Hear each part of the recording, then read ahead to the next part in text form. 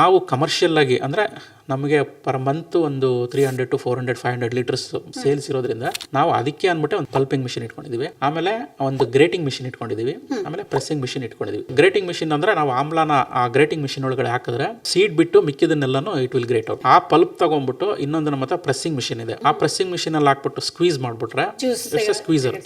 So ನಿಮಗೆ juice ಬರುತ್ತೆ. ಆ ಜ್ಯೂಸ್ ಅನ್ನ ನೀವು ಒಂದು 15 to 20 minutes below 60 degree temperature ಅಲ್ಲಿ ಹೀಟ್ ಮಾಡಬೇಕು. ನಿಮ್ಗೆ ಅದರಲ್ಲಿ ಮೈಕ್ರೋ ಆರ್ಗಾನಿಸಮ್ಸ್ ಇರುತ್ತೆ, ಅನ್ವಾಂಟೆಡ್ ಏನಾದರೂ ಕಂಟಾಮಿನೇಷನ್ ಇರುತ್ತೆ.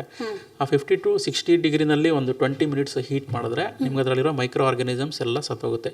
This is called sterilisation. ಅದೇ ಟೆಂಪರೇಚರ್ ಅಲ್ಲೇ ನೀವು ಗ್ಲಾಸ್ ಬಾಟ್ಲಿಗೆ ಫಿಲ್ ಮಾಡಿಬಿಟ್ರೆ without preservative you can store it up to 1 year no problem. ನನಗೆ ಒಂದು ವರ್ಷಕ್ಕೆ ಒಂದು 20 ರಿಂದ 25 ಟನ್ ಬೇಕಾಗುತ್ತೆ. ಸೊ ಈಗ ಮಿನಿಮಮ್ ಎಷ್ಟು ಬರುತ್ತೆ ಅದು ಕ್ವೀಸ್ ಮಾಡಿದಾಗ? ಈಗ ಫಾರ್ ಎಕ್ಸಾಂಪಲ್ ನಮಗೆ ಈಗ ನಾವು ಚಿಕ್ಕದಾಗಿ ಬಿಸ್ನೆಸ್ ಸ್ಟಾರ್ಟ್ ಮಾಡ್ತೀವಿ ಅಂತಂದ್ರೆ ಒಂದು ಲೀಟ್ರು 2 ಲೀಟ್ರು ನಾವು ಬಾಟ್ಲ್ ಮಾಡಿ ಸೇಲ್ ಮಾಡ್ತೀವಿ ಅನ್ಕೊಳ್ಳಿ. ಸೊ ಎಷ್ಟು ಬರ್ಬಹುದು ನಮಗೆ? ಈ ವೈಲ್ಡ್ ಅಂತ ಏನು ಬರುತ್ತೆ ಫಾರೆಸ್ಟ್ ಅಲ್ಲಿ ನಿಮ್ಗೊಂದು 250 to 300 ml ಬರುತ್ತೆ. ಹೈಬ್ರಿಡ್ ವೆರೈಟೀಸ್ ಎಲ್ಲ ಬಂದಿದೆ. ಪ್ಲಾಂಟ್ಸ್ನ ನಾವು ಪ್ಲಾಂಟಿಂಗ್ ಮಾಡ್ಕೊಂಡ್ರೆ ನಿಮ್ಗೆ ಅದರಲ್ಲಿ ಆಲ್ಮೋಸ್ಟ್ 50 to 60% ಜ್ಯೂಸ್ ಬರುತ್ತೆ. 1 kg ಇಂದ 500 to 600 ml ಜ್ಯೂಸ್ ಬರುತ್ತೆ.